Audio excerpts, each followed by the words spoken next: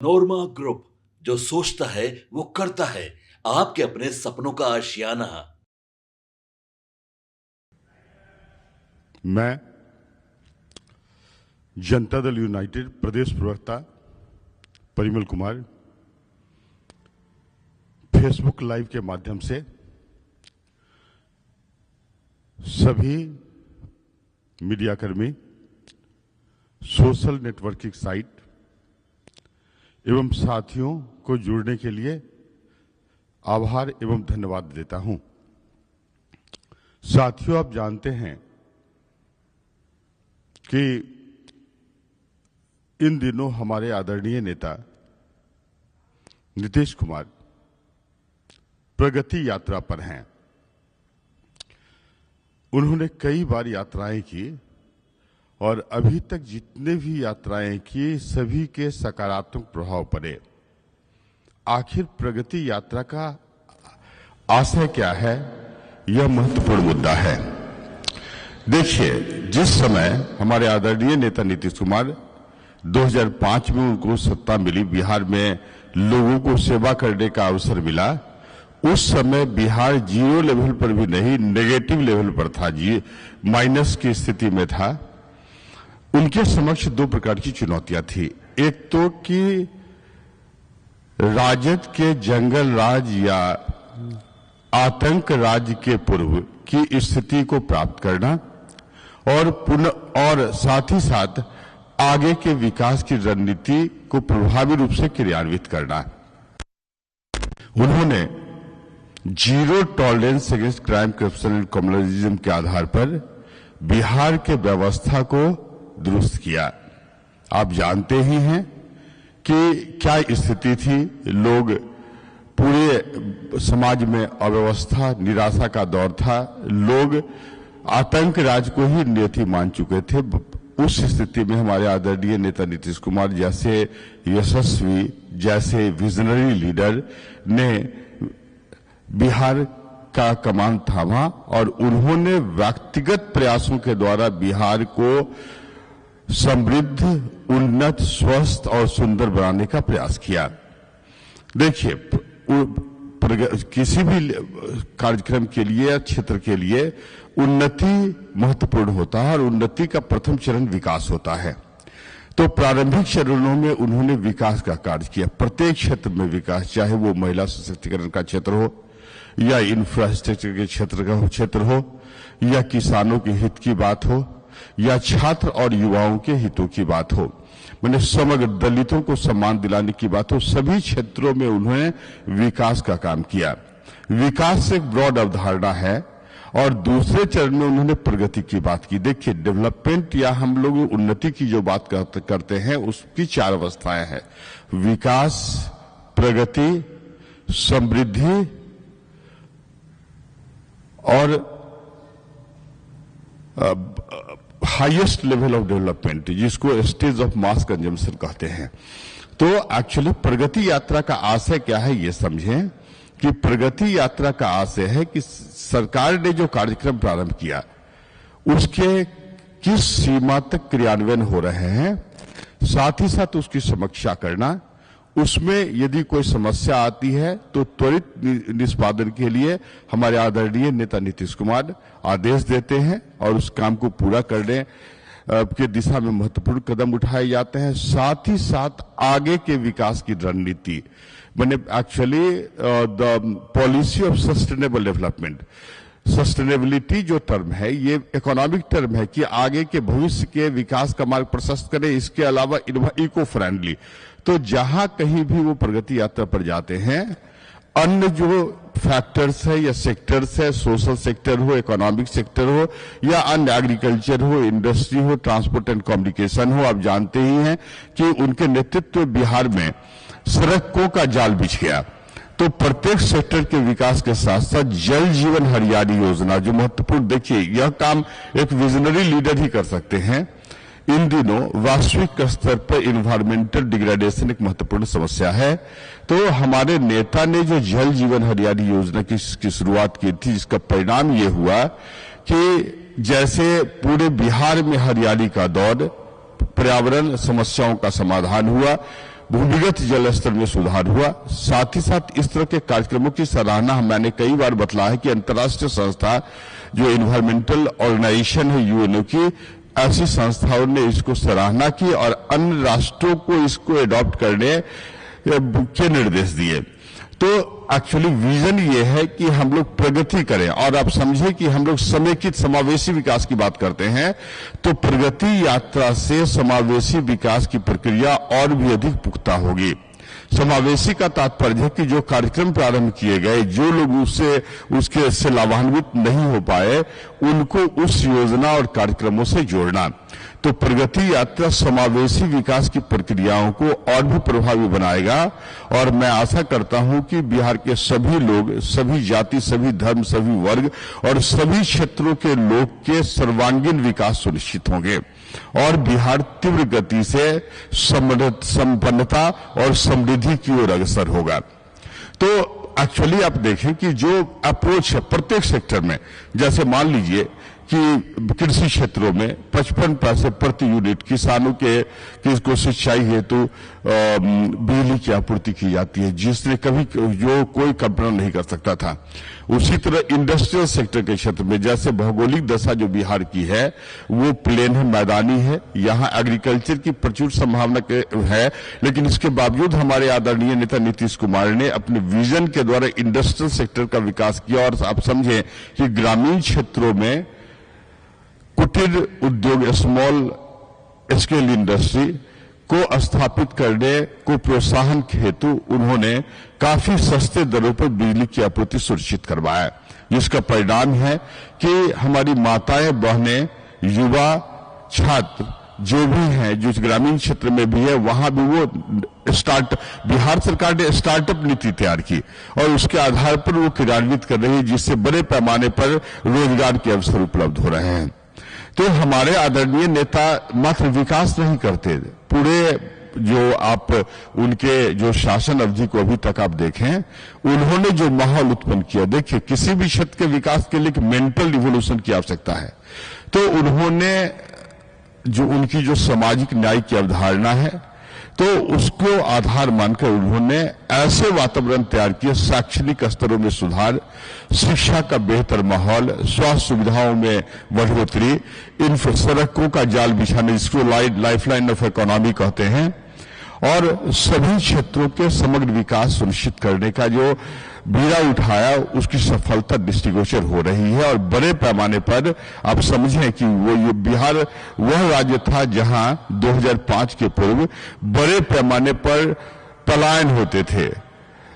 विपक्षी दल पलायन की बात करते हैं, मैं उनको बतला दूं कि पलायन कब नेगेटिव माना जाता है। पलायन तब नेगेटिव माना जाता है जब व्यक्ति डर के, भय से राज्य को, क्षेत्र को छोड़ना प्रारंभ करे, जैसा जंगल राज के दौरान में हुआ था। सभी उद्योगपति, बड़े बड़े इंडस्ट्रियल हाउसेज, राइट, और इसके अलावा जो एजुकेशनल इंस्टीट्यूशन थी, तो सभी का बड़े पैमाने पर पलायन हुआ। भय का माहौल था, क्योंकि वो जानते थे कि जैसे ही हम बिहार में काम करना प्रारंभ करेंगे तो फिर वही रंगदारी, वही फिरौती, वही अपहरण के दंश से जूझना होगा, जिसका परिणाम ये हुआ कि बिहार की अर्थव्यवस्था पूर्ण रूप से चौपट हो गई और छात्रों को, युवाओं को शिक्षा के लिए भी बाहर जाने की आवश्यकता होती थी, और बड़े पैमाने पर छात्रों का पलायन हुआ, बड़े पैमाने पर मजदूरों का पलायन हुआ, बड़े पैमाने पर औद्योगिक संस्थाओं का पलायन हुआ।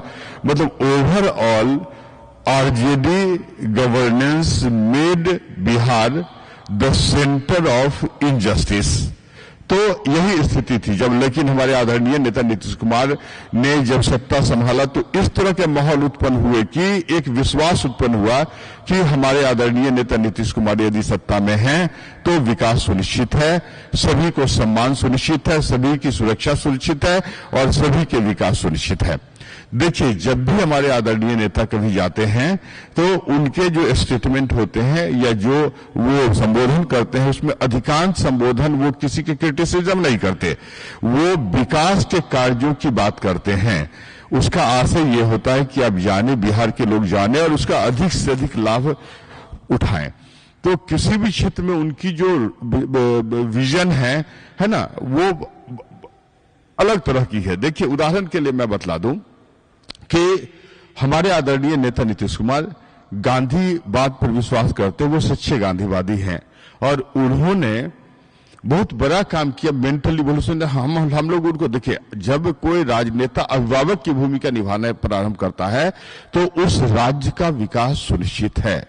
तो जो परिवार के मुखिया होते हैं वो कुरीतियों को दूर करने का प्रयास करते हैं और बेहतर मार्ग प्रदर्शन का काम करते हैं, साथ ही साथ सभी की आवश्यकताओं की पूर्ति का काम करते हैं। वही उसी तरह की भूमिका हमारे आदरणीय नेता नीतीश कुमार ने उठाया और उन्होंने समाज सुधार का कार्यक्रम प्रारंभ किया, जिसकी परिणति मेंटल रिवॉल्यूशन के रूप में हुई। तो देखिए, और विश्वास बढ़ा, सरकार के प्रति विश्वास, तंत्र के प्रति विश्वास, सिस्टम के प्रति विश्वास, पुलिस के प्रति विश्वास, राइट, ये पर्टिकुलरली उनके विजन की ही देन है। तो उन्होंने 2016 में शराबबंदी कानून लागू किया। देखिए, शराबबंदी कानून बिहार का जो मॉडल है उस तरह के मॉडल शायद भारत के किसी भी राज्यों में इंप्लीमेंट नहीं हुआ। और जो सर्वे किए जा रहे हैं विभिन्न टेक्निकल इंस्टीट्यूशन, विशेषज्ञ संस्थाओं के द्वारा, उससे यह कंक्लूजन निकलता है और जो आंकड़े प्राप्त हो रहे हैं कि 2016 के पूर्व जितने भी लोग शराब पीते थे उसमें 94 to 96% लोगों ने शराब पीना बंद कर दिया। मतलब आप समझे कि मात्र 4% 5% लोग ही शराब पीते हैं। तो ये मेंटल रिवॉल्यूशन है, लत को समाप्त करने की बात, ये पर्टिकुलरली ये सामान्य प्रक्रिया नहीं है। और आप समझे, जो सर्वे किया गया कि हमारे नेता के जो कदम थे शराबबंदी के पक्ष में, तो जो सर्वे किए गए उसमें 98% महिलाएं और लगभग 93% पुरुष हमारे आदरणीय नेता नीतीश कुमार के शराबबंदी के पक्ष में है। जबकि दूसरी ओर विपक्षी पार्टी आरजेडी जैसी पार्टी, उनकी मंशा देखिए, वो करते कुछ है और कहते कुछ हैं, राइट। वो बार बार हमारे आदरणीय नेता नीतीश कुमार के इतने महान कार्यों पर प्रश्न उठाया, बार बार उठाते हैं। बार बार उनके प्रवक्ता ये बोलते हैं कि बिहार में शराबबंदी नहीं है, फेलोर है। तो मैं आपको बतला दूं कि एक तो कि उनके मत से बिहार की 1% महिला और 6% पुरुष ही सहमत हैं। 99% महिलाएं और 96% जो पुरुष हैं वो उनके मत से सहमत नहीं हैं, वो दिग्भ्रमित करना चाहते हैं। और दूसरी बात कि वो कहते हैं कि खुलेआम शराब की बिक्री होती है। तो मैं ये बतलाना चाहता हूं सभी को कि देखिए, इलेक्टोरल बॉन्ड के मदद से सभी राजनीतिक दलों को चंदा प्राप्त होता है। आरजेडी को जो चंदा प्राप्त हुआ उसमें मेजर पार्ट 60% जो फंड उनको प्राप्त हुआ वो शराब की कंपनियों से प्राप्त हुआ। तो एक तरफ वो बोलते हैं कि बिहार में शराबबंदी नहीं, शराब की बिक्री हो रही है, दूसरे तरफ वो फंड ले रहे हैं। तो स्पष्ट है कि जितने भी शराब के व्यापार करने वाले बिहार में लोग हैं वह कहीं न कहीं राजद के द्वारा समर्थित, संवर्धित और समर्थन प्राप्त उनको है, जो दुर्भाग्यपूर्ण है। और ऐसे लोग दिवा स्वप्न देखते हैं बिहार के सत्ता पर काबिज होने की।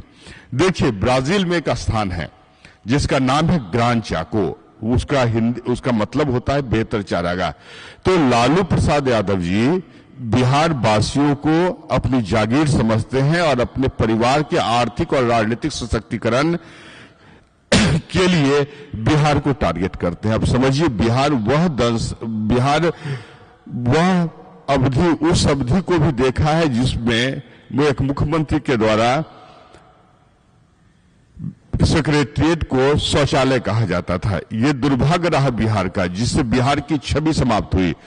इंफ्रास्ट्रक्चर जो थे उसको तो ध्वस्त किया ही इन्होंने, लेकिन जो भी इन्होंने कार्यक्रम चलाया, मैं आपको बतला दूं, जो एग्जिस्टिंग जो रिसर्च इत्यादि होते थे 1990 के पहले, जैसे कुछ एग्रीकल्चर यूनिवर्सिटी थे, इंस्टीट्यूशंस थे, उसके परिसर में उन्होंने चरवाहा विद्यालय खोल दिया। और अब कहां चरवाहा विद्यालय कहां एग्जिस्टेंस में से कोई पता नहीं। इसका मतलब कि पूरी नीति बिहार वासियों को या बिहार के छात्रों को अपमानित करने की थी। इनकी मंशा एकमात्र है कि बिहार के युवाओं को शिक्षित नहीं बन करें, मूर्ख बना के रखें और अपने पुत्रों का राजनीतिक सशक्तिकरण करें। तो बिहार के युवा तो अब जान चुके हैं, जिस तरह हमारे आदरणीय नेता नीतीश कुमार ने जो शिक्षा संवर्धन की नीति, आप समझिए कि पहले 2005 के पहले मात्र 3 इंजीनियरिंग कॉलेज थे, आज 38 इंजीनियरिंग सरकारी इंजीनियरिंग कॉलेज लगभग सभी जिलों में, पॉलिटेक्निक कॉलेज, महिला polytechnic, teachers training college, ANM college, GNM college, BSc nursing college. तो इस तरह के संस्थाओं की बाढ़ आ गई है बिहार में। अब समझिए कि 10 रुपया में इंजीनियरिंग कॉलेज की इंजीनियरिंग पढ़ाई प्रति माह शुल्क लिए जाते हैं, जबकि पॉलिटेक्निक 5 रुपए के होते हैं, जबकि चरवाहा विद्यालय 4.5 रुपया लेके ये लोग बिहार के युवाओं को चरवाहा बनाकर रखना चाहते थे, ताकि उनके परिवार या उनके पुत्र बिहार पर राज कर सके। अभी भी तेजस्वी यादव सत्ता का लालच पालकर विभिन्न प्रकार की बात करते हैं। अब देखिए, उदाहरण दे कि राजद के पोस्टर पर इन दिनों माई बहन मान योजना के वर्णन है, तो आप समझे कि 2500 रुपए का ये लालच देते हैं। बिहार की जनता सुशासन के दौर में उनके मेंटल स्टेटस इतने ऊपर हो चुके हैं, और हमारे आदरणीय नेता नीतीश कुमार ने महिलाओं को संपूर्ण सुरक्षा, आर्थिक, सामाजिक और राजनीतिक सुरक्षा उपलब्ध करा दिया।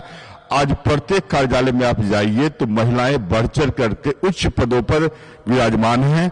विधायी क्षेत्रों में भी 50% आरक्षण देकर पंचायती राज में और फिर पर्टिकुलर नगर निकायों में और पुलिस बल में, आप समझें कि बिहार ऐसा राज्य है जिसमें सर्वाधिक संख्या में पुलिस बल है।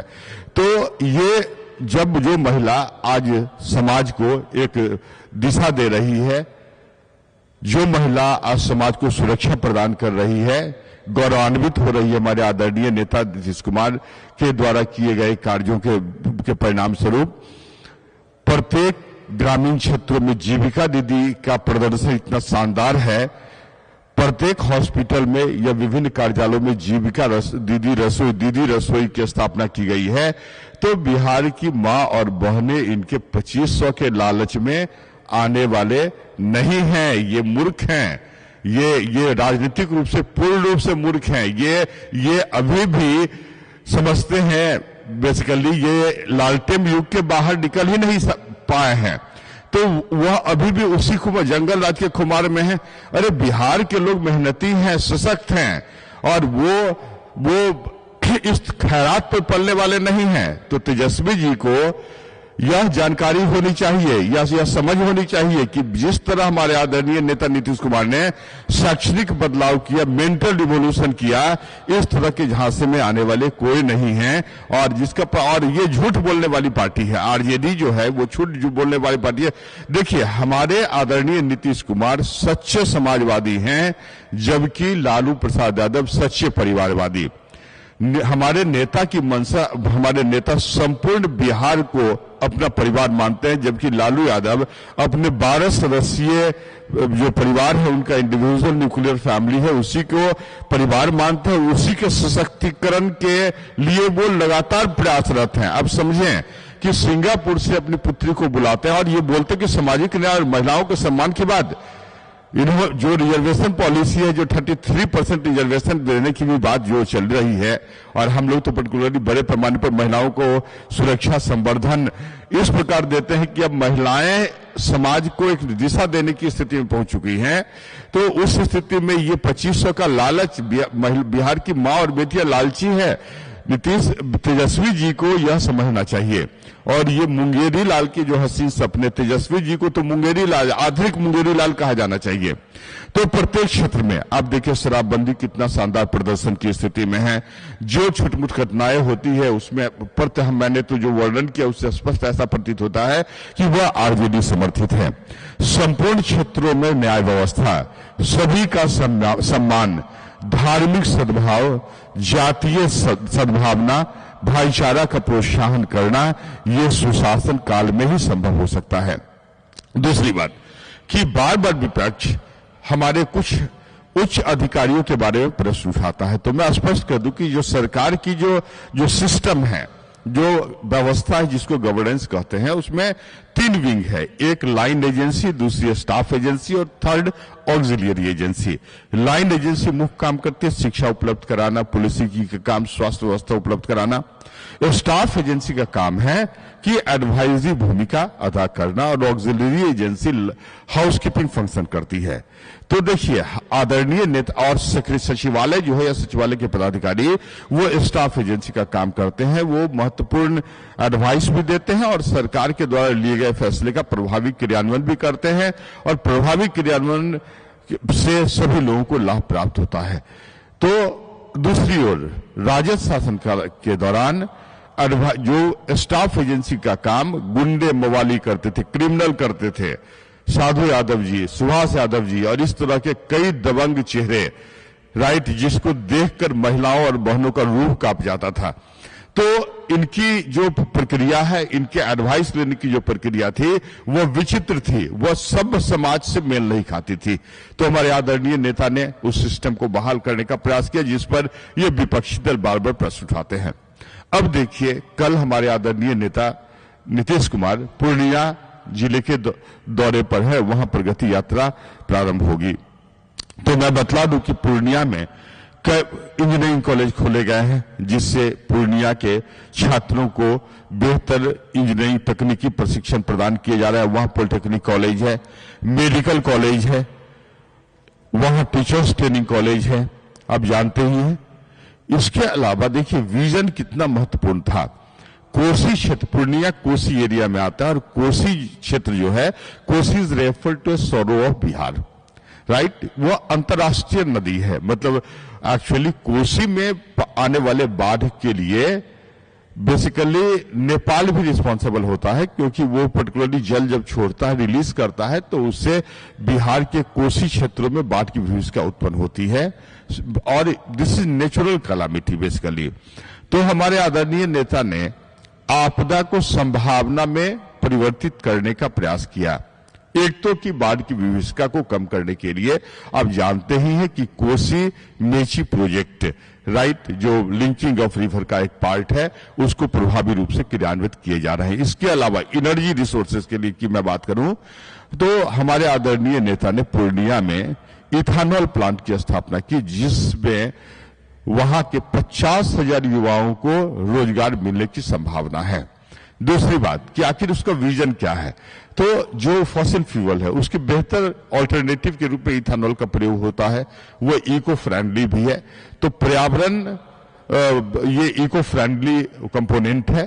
तो इथानॉल प्लांट से स्थानीय जो पावर जो प्रॉब्लम है उसकी पूर्ति होगी और साथ ही साथ आप समझें कि उसका दूसरा जो एक तो रोजगार उपलब्ध करने की बात है, रोजगार प्राप्त होंगे और साथ ही साथ जो कोसी क्षेत्र में जिस तरह की मिट्टी है वहां जो पैदावार होती है, मोटे अनाज की पैदावार होती है, राइट, जिसकी बिक्री किसान नहीं कर पाते हैं, उनकी मांग बाजार में काफी कम है। तो इथानॉल प्लांट है वह ग्रेन बेस्ड इथानॉल प्लांट है, ग्रीन फील्ड इथानॉल प्लांट है, जिसमें इस प्रकार के मोटे अनाजों की खरीदारी कर उसके प्रयोग से इथानॉल उत्पादित किया जाएगा। तो समझिए इस बात को कि एक तरफ आप देखिए वहां के लोगों को रोजगार प्राप्त होंगे, दूसरे जो इको फ्रेंडली जो पावर कंपोनेंट का विकास और साथ ही साथ वहां के किसानों के आर्थिक समृद्धिकरण, वहां के किसान जो अनाज उत्पन्न करते हैं, है ना, उनकी खरीदारी की पूर्ण व्यवस्था। तो यह कोई विजनरी व्यक्ति ही कर सकता है। साथ ही साथ आप देखिए कि पूर्णिया के से होकर जो सौरा नदी प्रवाहित होती है उसके लिए सरकार रिवर फ्रंट बनाने पर विचार कर रही है। वहां पशुपालन देखिए जो क्षेत्र है वहां पशुपालन के संवर्धन के लिए cement plant, cement research centre की स्थापना की गई है। इसके अलावा देखिए हमारे वो जो पूरा संपूर्ण क्षेत्र है, देखिए हमारे नेता सभी जाति, सभी धर्म, सभी वर्ग के लिए काम करने वाले लोग हैं। हमने पिछले भी फेसबुक लाइव में बतलाया था कि किस तरह जंगल राज के दौरान स्टेट स्पॉन्सर्ड जेनोसाइड करवाए जाते थे, नरसंहार करवाए जाते थे। लगभग 118 जो कम्युनल राइट हुए थे और लगभग 130 जातीय नरसंहार। तो बेसिक रूप से सभी धर्मों को साथ लेकर चलने वाले हमारे आदरणीय नेता नीतीश कुमार के शासन काल में कोई कम्युनल राइट का कोई रिकॉर्ड नहीं रहा। और साथ ही साथ वह पूर्वांचल जो वह क्षेत्र है पूर्णिया और उसके इर्द गिर्द के क्षेत्र जो अल्पसंख्यक भाइयों की बहुलता वाले क्षेत्र हैं, उसके समस्याओं को ध्यान में रखकर आदरणीय नेता नीतीश कुमार ने मदरसा बोर्ड के रीजनल सेंटर की स्थापना करने का निर्णय लिया। वहां आप समझें कि वहां बिहार स्कूल एग्जामिनेशन बोर्ड की रीजनल सेंटर स्थापित किए गए हैं ताकि वहां के युवाओं और छात्रों को कोई परेशानी नहीं हो। साथ ही साथ सरकार जो सुनने में आया कि हाई कोर्ट के एक बेंच वो स्थापित करने के प्रस्ताव हैं। तो देखिए हमारे आदरणीय नेता नीतीश कुमार प्रत्येक क्षेत्र मतलब एक्चुअली आप जब देखेंगे हमारे आदरणीय नेता की एक विशेषता है कि चुनाव के समय भी वो विकास की बात करते हैं और वो विकास का झांसा नहीं देते हैं, वो उन्हीं विषयों पर चर्चा करते हैं जो सरकार की उपलब्धि रही है। दूसरी ओर जो राजद के जंगल राज के राजकुमार हैं वो अपने द्वारा किए गए कार्य जो महागठबंधन के साथी है वो अपने द्वारा किए गए कार्य की भी अवहेलना करते हैं और स्वयं को कालिदास की तरह महामूर्ख साबित करने का प्रयास करते हैं, जो आपने हाल में राहुल गांधी के स्टेटमेंट के रूप में देखा होगा। तो समग्र विकास की अवधारणा और महिलाओं का सशक्तिकरण करना, इसके अलावा मैं बतला दूं कि वहां कई प्रस्ताव अभी आदरणीय नेता हमारे जो वहां कलेक्ट्रेट है वहां सभागार की व्यवस्था हाई लेवल वर्ल्ड क्लास इस तरह के प्रोग्राम, कई अंचल के केंद्रों की स्थापना, रिवर फ्रंट की स्थापना, स्विमिंग पूल की स्थापना, कोई कल्पना भी किया होगा कि इस तरह, बल्कि आप समझिए कि जो सौर नदी है उसका कायाकल्प करने की संपूर्ण जो फुल प्रूफ जो प्रोजेक्ट है उसकी सौगात हमारे आदरणीय नेता नीतीश कुमार वहां देने जा रहे हैं। तो हमारे आदरणीय नेता नीतीश कुमार के विजन जो है, मैं आपको बतला दूं कि एक बार मैं काफी रात में हाजीपुर से अटल मार्ग से आ रहा था और लगभग 1:30 बज रहे थे। एक बच्ची साइकिल से अपने माता के लिए दवा खरीदने के लिए जा रही थी, अकेली बच्ची थी। हम लोग किसी कारण से रुके थे, हमने पूछा उससे कि बेटा डर नहीं लगता, तो उस बालिका ने कहा कि अरे नीतीश अंकल का सुशासन है, यहाँ कोई भय की बात नहीं है। तो यही मेंटल रिवोल्यूशन, यही विश्वास कि हमारे नेता हैं तो सभी सुरक्षित हैं। और आप समझे कि जो प्रगति यात्रा है उसके बाद है ना सेकेंड जो फेज आएगा समृद्धि और उसके बाद खुशहाली का दौर पूरे बिहार में 2025 से 2030 में बिहार उस ऊंचाई को प्राप्त करेगा, है ना, जिसकी कल्पना जंगल राज के शहजादे के समझ के बाहर है। तो ये अभी भी उस दौर में है, अभी भी वही जो लालटेन युग 2500 रुपया देकर लोगों को लालची बनाने का काम, वह युग बदल चुका है। अभी सुशासन का युग है, पॉजिटिविटी, एक पॉजिटिविटी। देखिए अभी कई संस्थाएं, कई एजुकेशन इंस्टीट्यूशन जो आरजेडी के शासनकाल में बाहर चली गई थी वो लौट रही है। लोगों को छात्रों को यहाँ बेहतर शिक्षा उपलब्ध हो रहे हैं। सरकारी और गैर सरकारी संस्था, बेहतर माहौल। कोई कल्पना किया था राजद शासन के दौरान बड़े बड़े उद्योगपति बिहार से भाग खड़े हुए थे, पलायन हुआ था। इस बार 1.1 लाख करोड़ जो है इन्वेस्टमेंट के लिए प्रस्ताव जो आए हैं इन निवेश के लिए, ये सराहनीय है और इससे निश्चित रूप से बिहार का का विकास सुनिश्चित होगा, युवाओं को रोजगार उपलब्ध होंगे और सामाजिक एवं आर्थिक समृद्धिकरण सुनिश्चित होगा। हम लोग समृद्धिकरण की ओर बढ़ रहे हैं, हम लोग बेहतरी के लिए बढ़ रहे हैं। अब जंगल राज की तरह नहीं कि लोग करा रहे हैं, महिलाओं को के द्वारा किए गए अपराध जो है उसके लिए फायर लॉज नहीं होता था।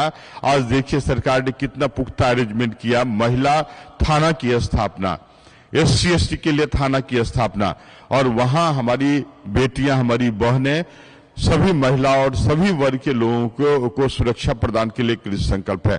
बेहतर पुलिसिंग व्यवस्था, जिस तरह मॉडर्नाइजेशन बिहार पुलिस का हुआ है वह काबिले तारीफ है। तो सभी क्षेत्र में, कृषि में आप जानते ही हैं कि जो एग्रीकल्चर कृषि जो रोड मैप जो सरकार ने बनाया, तो देखिए एक्चुअली जो विजन है हमारे आदरणीय नेता का, पूर्ण रूप से विकास को समृद्ध, शिक्षित, पूर्ण रोजगार की स्थिति, पूर्ण शिक्षा की स्थिति प्राप्त कराना। और आप देखिए कि जैसे जिस तरह महिला शिक्षा का संवर्धन बिहार में हुआ, तो जिसका परिणाम यह हुआ कि अभी प्राथमिक और उच्च प्राथमिक विद्यालयों में ड्रॉप आउट 0 हो गया।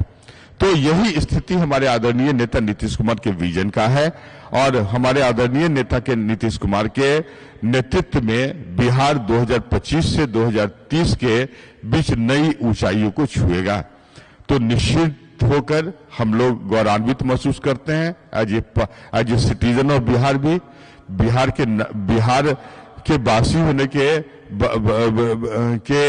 नाते भी, कि जब हमारे अभिभावक ही इस शीतलहरी के दौर में, जब हम लोग अभी भी सुबह में काम करने से ही सकते हैं, हमारे आदरणीय नेता सुबह में प्रगति यात्रा प्रारंभ करके बिहार की प्रगति का मार्ग सुनिश्चित करने का बीड़ा उन्होंने उठाया है और बिहार उनके देखरेख में बड़े पैमाने पर बड़ी तीव्र गति से बिहार के पथ पर सर पर दौड़ रहा है। और इनके जो विकासीय कार्य हैं उसके साथ बिहार की जनता का काफी सहयोग है, काफी बिहार की जनता उनके नीति और सिद्धांतों से सहमत है। और यही कारण है कि पिछले लोकसभा चुनाव में आपने देखा था कि उसके परिणाम जब घोषित हो रहे थे तो ऐसा प्रतीत होता था कि बिहार में हमारे आदरणीय नेता नीतीश कुमार के डेवलपमेंट और सोशल जस्टिस की आंधी चल रही है।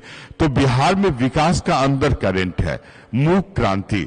हम लोग की स्थिति अलग है। हमारे नेता बोलते हैं ना कि हम लोग बोलने में कम, काम करने में अधिक विश्वास करते हैं। दूसरी ओर आरजेडी खाली सिर्फ हल्ला मचाने वाली पार्टी, उनको विजन नहीं है। वो हमारे आदरणीय नेता नीतीश कुमार के जो कार्य हैं, जो सामाजिक सुधार कार्यक्रम है, जो इकोनॉमिक ग्रोथ कार्यक्रम है, जो ह्यूमन डेवलपमेंट कार्यक्रम है। देखिए बिहार में हमारे आदरणीय नेता नीतीश कुमार ने बिहार के जनसंख्या को, जो पॉपुलेशन है, उसको ह्यूमन कैपिटल का फॉर्म दिया, बड़े पैमाने पर उनको शिक्षित करने का काम किया है।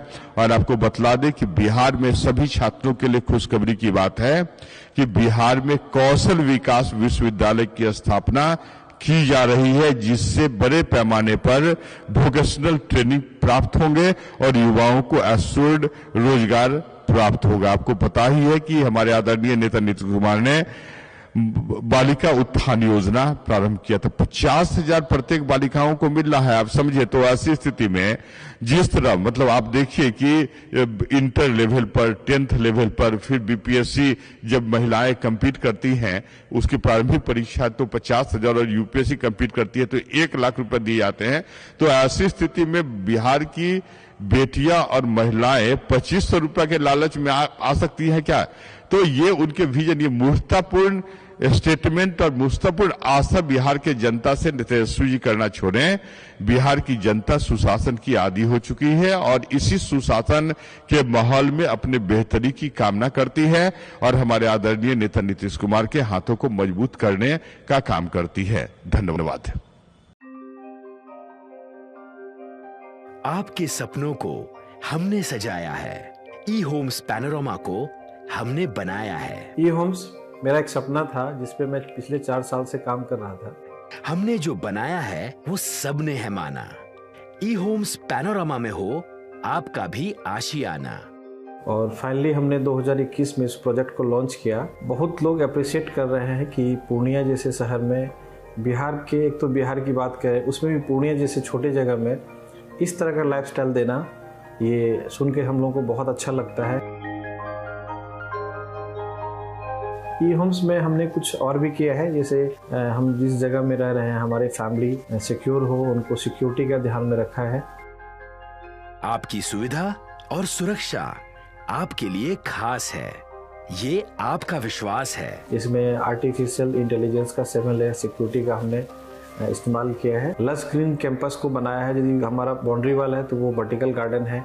ये जितनी भी फैसिलिटी होता है एक इंटरनेशनल टाउनशिप में ई होम्स है, ये हम लोग विश्वास नहीं कर पा रहे हैं। जो भी हमारे मित्र दोस्त या जो भी हमारे बाहर के बाहर आते हैं तो हम लोगों को बहुत अच्छा सुनने को मिलता है और बहुत अच्छा क्रेडिट मिल रहा है। वो सारा हमने सिर्फ एक बिल्डिंग नहीं बनाया, हमें एक बहुत अच्छा लाइफस्टाइल दिया ई होम्स में, और मेरा एक सपना था जिसको मैं आज फुलफिल होते हुए देख पा रहा हूँ। ये आपका आवास है। ई होम्स पैनोरमा में अब आपका निवास है। E Homes Panorama. Luxurious lifestyle redefined. Panorama Group, जो सोचता है वो करता है। अगर ये वीडियो पसंद आई और वह बिहार के राजनीति और बिहारियत से सरोकार रखेनी तो सब्सक्राइब बटन दबा के चैनल के सब्सक्राइब कर ली। ओजे एगो घंटी बा, ओकरा बटन दबा देला से कुल सटीक और मारक खबर रुआ मुफ्त में मिल जाई। अगर रुआ पत्रकारिता के हमनी के नया प्रयोग में सहयोग कर चाहतानी तो ज्वाइन बटन दबा दी। पेटीएम नंबर नोट कर ली 9386816700।